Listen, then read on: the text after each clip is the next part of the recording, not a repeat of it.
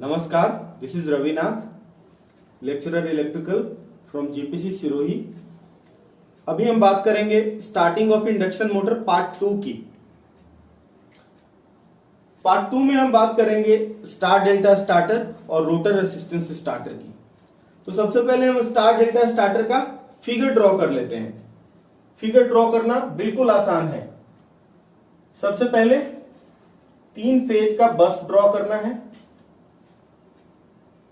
बस को डिनोट करना है आर वाई बी, और फिर जो स्टेटर ड्रॉ होगा, दिस इज स्टेटर। तो स्टेटर का यही स्टेटर कभी स्टार बन जाता है, कभी डेल्टा बन जाता है। तो इस स्टेटर के 3 वाइंडिंग को हम ड्रॉ करेंगे।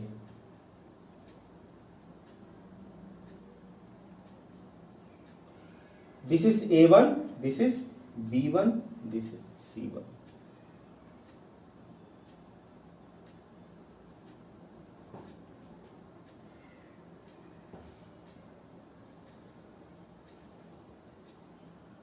A1 का कनेक्शन हमने लिया है। ऑफ कोर्स फ्यूज भी लगा देंगे और TPIC स्विच भी लगा देंगे। उसके बाद A1 का कनेक्शन लिया,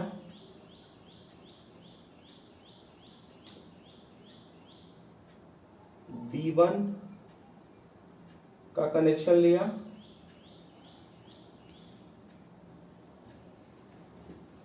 अगेन C1 का कनेक्शन लिया।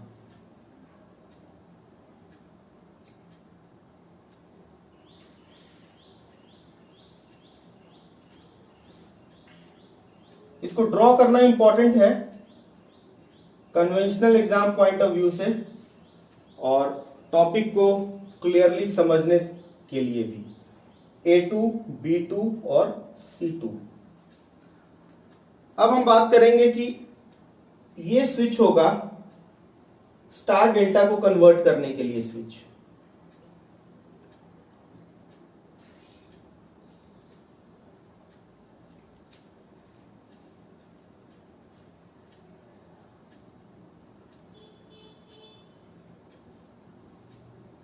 ये है हमारा स्टार पॉइंट।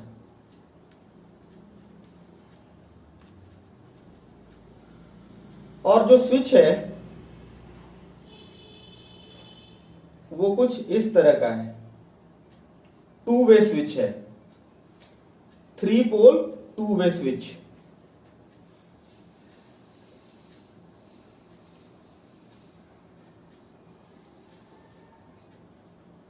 जब ये नीचे की ओर आ जाएगा, दिस इज स्टार या start point, this is delta या रन पोजीशन,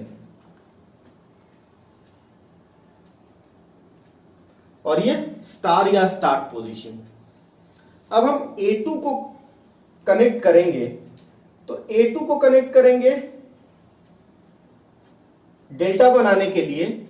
तो डेल्टा में जब हम बनाएंगे, जब A2 जिस फेज से कनेक्टेड है उससे कनेक्ट नहीं करेंगे। तो A2 को कनेक्ट किया हमने किसी डिफरेंट फेज से। उसी तरह से C2 का कनेक्शन देंगे। C2 कनेक्टेड है B फेज से, तो इसको हम कनेक्शन देंगे Y फेज से दे दिया, या फिर दे दिया हमने R फेज से।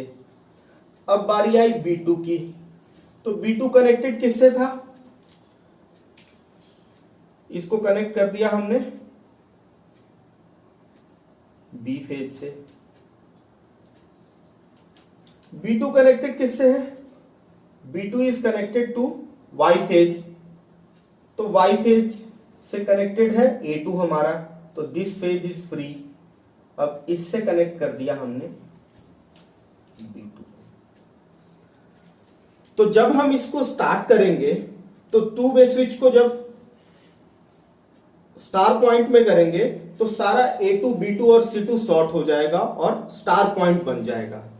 तो मोटर का स्टेटर का कनेक्शन हो जाएगा स्टार में, और ऑफ कोर्स रोटर भी रहेगा, this is squirrel cage rotor, और उंड रोटर भी हो सकता है या स्लिप रिंग रोटर भी हो सकता है, किसी तरह का हो सकता है। This is rotor for figure सेक।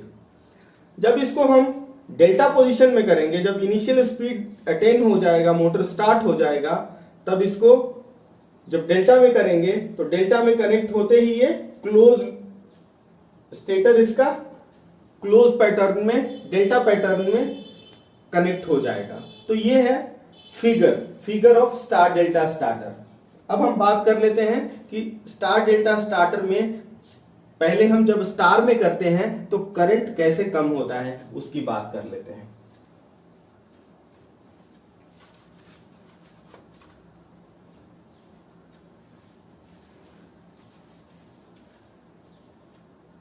सबसे पहले हम स्टार को ड्रॉ करते हैं, स्टेटर जब स्टार में कनेक्टेड है।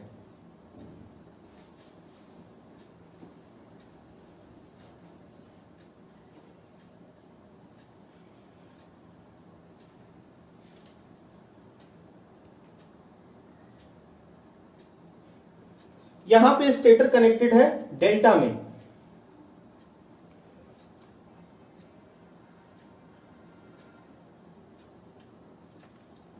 हमें मेनली देखना है स्टार्टिंग करंट, उसके बाद टॉर्क की भी बात करना है, स्टार्टिंग टॉर्क की भी बात करना है। ये तीनों फेजेस है, R Y B, A B C, anything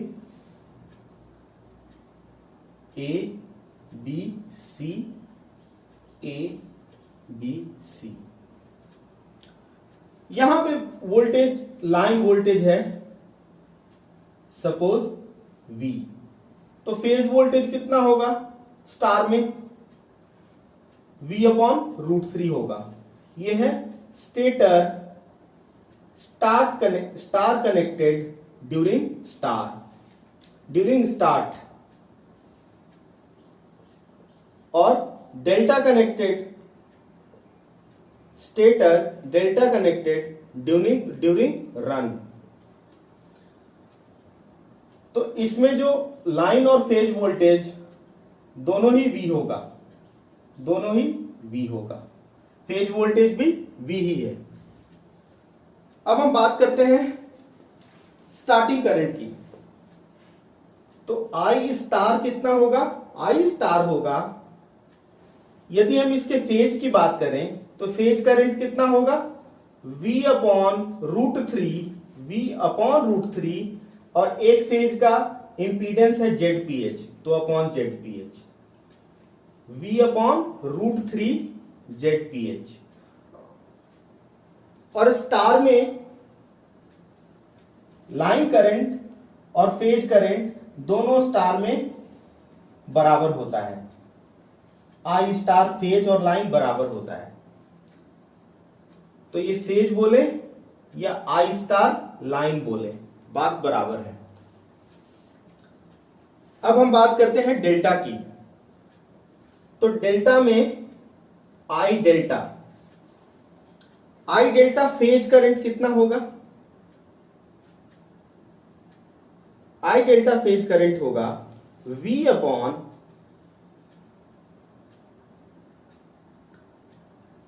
delta PH,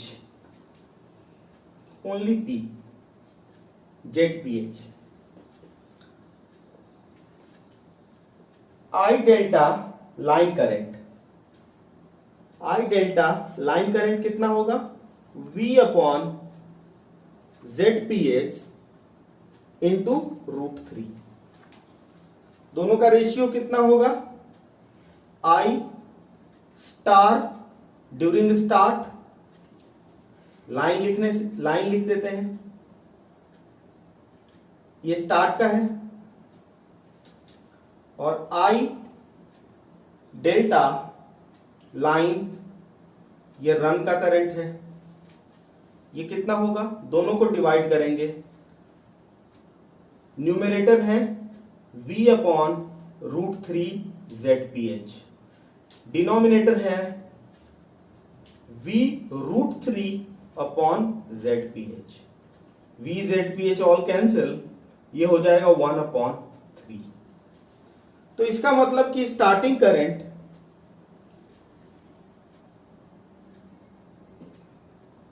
in star delta starter is reduced 3 times। बात कर लेते हैं टॉर्क की। क्लियर? तो टॉर्क की भी बात कर लेते हैं। टॉर्क का हमें पता है, पहले ही हमने TST और TFL के लिए हमने फॉर्मूला लगा रखा है x²। वोल्टेज हम जितना कम करेंगे x² लिख लेंगे। यदि हमारे पास x टर्न रेशियो है, ट्रांसफॉर्मेशन रेशियो है, तो 1/x² लिखेंगे। और क्या लिखेंगे? करंट लिखेंगे। करंट है स्टार्टिंग करंट और full load current, square into SFL। तो यहां पे वोल्टेज हमने कितना कम किया? वोल्टेज हमने कम किया, A यहां पे कितना है? A is √3 times. तो यहां पे होगा 1/√3², 1/3 होगा। TST/TFL, sorry IST/IFL SFL। मतलब कि स्टार्टिंग टॉर्क और फुल लोड टॉर्क यदि बराबर है, स्टार्टिंग करंट और फुल लोड करंट बराबर है, तो टॉर्क कितना रिड्यूस हो जाएगा? 1/3 times. Torque is also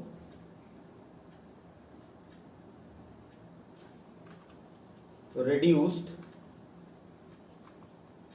1/3 times in star delta starting method।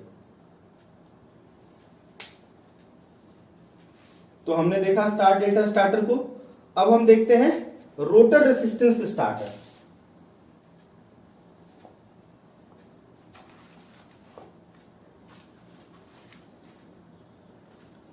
Rotor resistance starting method में सबसे पहले फिगर बना लेते हैं। रोटर रेसिस्टेंस स्टार्टर सबसे पहले बात करते हैं, इज एप्लीकेबल। उससे पहले हम बात कर लेते हैं कि star delta starter is equivalent to, star delta starter is equivalent to auto transformer starter with secondary turn ratio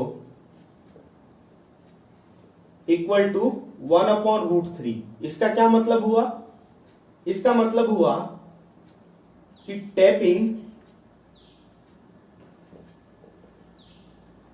57.7%। मतलब कि ऑटो ट्रांसफार्मर का टेपिंग है 57.7%, वो इक्विवेलेंट है स्टार डेल्टा स्टार्टर के। अब हम बात कर लेते हैं रोटर रेसिस्टेंस स्टार्टर। तो rotor resistance starter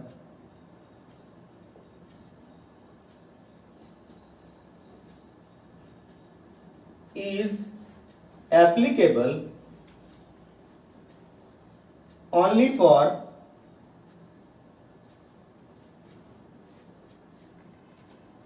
wound rotor induction motor और स्लिप रिंग इंडक्शन मोटर।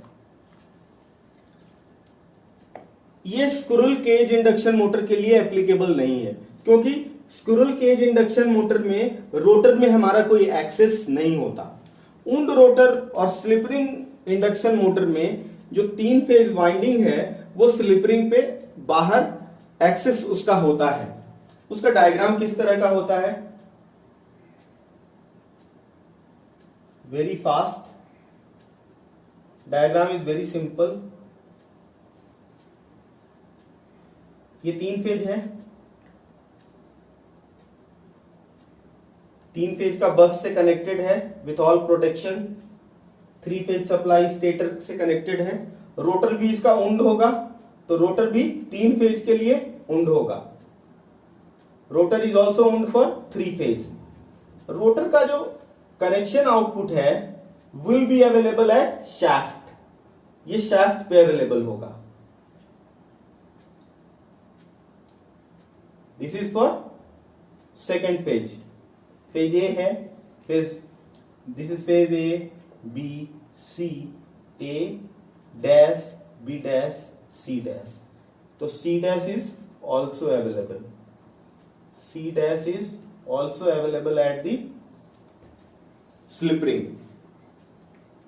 अब स्लिप रिंग में एक्सटर्नली हम स्टार कनेक्टेड रेसिस्टेंस ऐड करेंगे इस मेथड में। तो this is external resistance and external resistance will be variable as per our requirement. जितना हमें लोड करंट कम करना है, जितना टॉर्क कम करना है, उसके अनुसार हम वेरी कर सकते हैं। यह है स्लिप रिंग और यह है external variable 3 phase resistance. As per requirement हम आर एक्सटर्नल को वेरी कर सकते हैं। अब हम देखते हैं कि करंट कैसे कम होता है और टॉर्क कैसे वेरी होता है। इसमें टॉर्क कम नहीं होगा, टॉर्क बढ़ेगा। Starting torque will increase, running torque of course will reduce by externally adding the resistance in rotor. तो हम देखते हैं कैसे होता है। हम स्टार्टिंग टॉर्क की खाली बात करेंगे, पहले स्टार्टिंग करंट की बात करेंगे। तो ये है रोटर। हमने स्टेटर के पैरामीटर को नेग्लेक्ट किया है।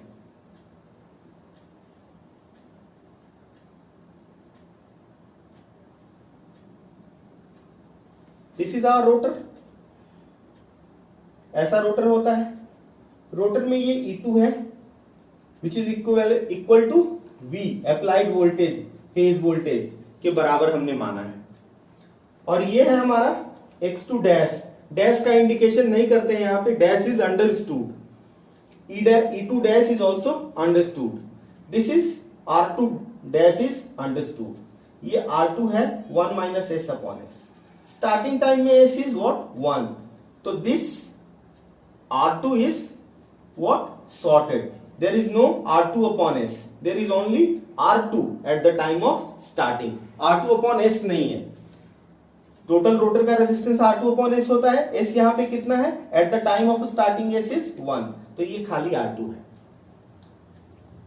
तो इसमें करंट की हम बात करें, I2 की बात करें which is equal to I2 dash, ये कितना है? Is V upon R2 plus JX2। ये I2 है अपना। अब हम रोटर में रेसिस्टेंस ऐड कर देते हैं।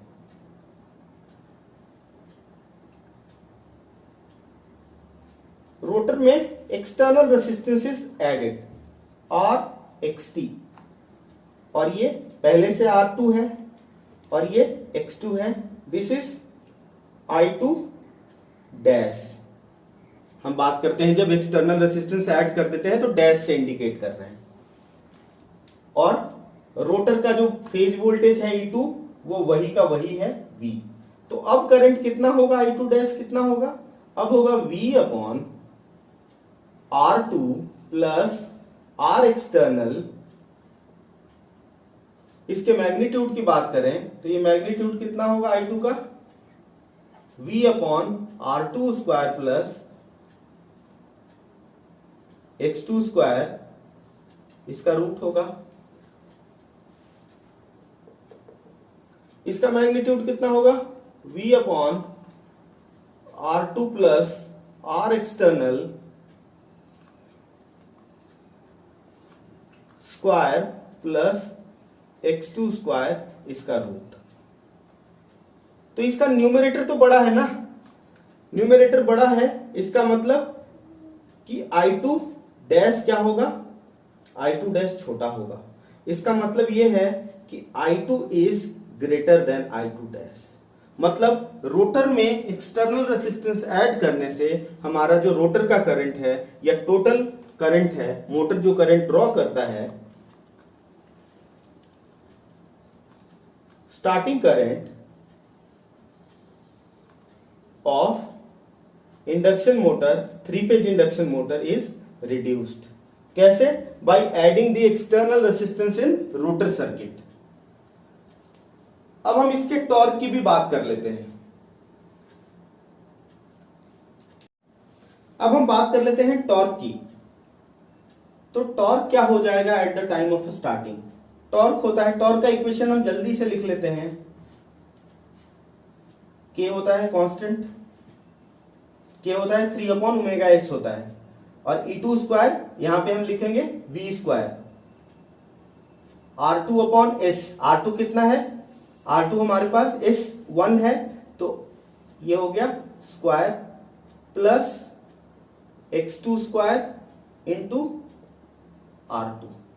क्लियर? ये तो टॉर्क तब था जब हमने एक्सटर्नल रेसिस्टेंस ऐड नहीं किया था। अब टॉर्क कितना होगा? अब टॉर्क होगा कि v स्क्वायर R2 के जगह पे R2 प्लस R एक्सटर्नल और R2 plus R external square plus x2 square. This quantity is very less, this quantity is less. तो हम बात करते हैं कि ये लेस है, तो जो डिनोमिनेटर है ये करीब करीब दोनों का बराबर है, इसका न्यूमरेटर ज्यादा है, इसलिए हम बात कर सकते हैं कि T dash is greater than T। इसका मतलब कि starting torque increases by adding external resistance।